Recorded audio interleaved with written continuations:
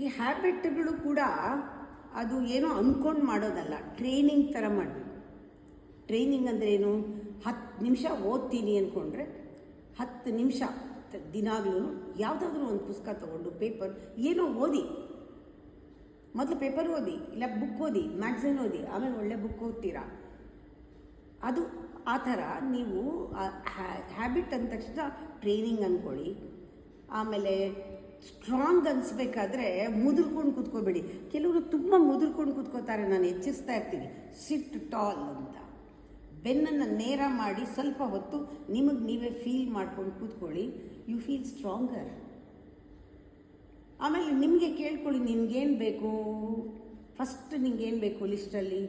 ಶಾಂತಿ ಅಂತ ಬರೆದುಬಿಟ್ಟು, ಎಲ್ಲರೂ ಸ್ಟಾರ್ಟಲ್ಲಿ ಓಂ ಅಂತ ಬರೀತಾರಲ್ಲ, ಶಾಂತಿ ಅಂತ ಬರೀರಿ. ಫಸ್ಟ್ ಅದೇ ಬೇಕು ನಿಮಗೆ. ಆಮೇಲೆ ಯಾವಾಗಲಾದರೂ ನಕ್ಕು ನೋಡಿ, ನಗ್ತಾ ಇರಿ. ಬ್ರೈನ್ನ ರಿವ್ಯೂ ಮಾಡ್ತೀರಾ ಹಾಗೇನೆ, ನಿಮಗೆ ಗೊತ್ತಿಲ್ಲದೆ. ಬ್ರೈನ್ ರಿವ್ಯೂ ಆಗಬೇಕಾದ್ರೆ, ರಿವೈರಿಂಗ್ ಆಗಬೇಕಾದ್ರೆ ಸ್ಮೈಲ್ ಮಾಡಿ. ಆಮೇಲೆ ನಿಮ್ಮ ಪಾಶ್ಚರು ಅಷ್ಟೇ ಯಾವಾಗವಾಗ ಕರೆಕ್ಟ್ ಮಾಡ್ಕೊಳ್ತಾ ಇದ್ದರೆ ಎನರ್ಜಿ ಬೂಸ್ಟ್ ಆಗ್ತಾ ಇರುತ್ತೆ. ಮುದುರ್ಕೊಂಡು ಮಲ್ಕೊಳ್ಳೋದು, ಮುದುರ್ಕೊಂಡು ಕೂತ್ಕೊಳ್ಳೋದು, ಜೇಬಲ್ಲಿ ಕೈ ಇಟ್ಕೊಳ್ಳೋದು, ಕೈ ಕಟ್ಕೊಂಡು ನಿಂತ್ಕೊಳ್ಳೋದು, ಯಾರು ಬೆನ್ನಿಂದನೂ ನಿಂತ್ಕೊಳ್ಳೋದು, ಇದೆಲ್ಲ ಕವರ್ಡ್ಸ್ ಥರ ಮಾಡಿದ್ರೆ ಆ ಎನರ್ಜಿ ಬೂಸ್ಟ್ ಆಗೋಲ್ಲ. ಹೀಗೆ ಇದೋ ಎನರ್ಜಿನೂ ಹೊಟ್ಟೋಗುತ್ತೆ. ನೀವು ನೋಡಿದ್ರೇ ಎನರ್ಜಿ ಅವ್ರದ್ದು ಹೊಟ್ಟೋಗುತ್ತೆ. ಡ್ರಾ ಮಾಡಬೇಡಿ ಯಾರ ಎನರ್ಜಿನೂ. ಆ ಥರ ನೀವು ಮುದುರ್ಕೊಂಡು ನಿಂತ್ಕೊಂಡು ಒಂದು ಬ್ಲ್ಯಾಕ್ ಹೋಲ್ ಥರ ಸಕ್ ಮಾಡಬೇಡಿ ಯಾರ ಎನರ್ಜಿನೂ. ಎಲ್ಲ ಹೆದರ್ಕೊಂಡು ಓಡೋಗ್ತಾರೆ.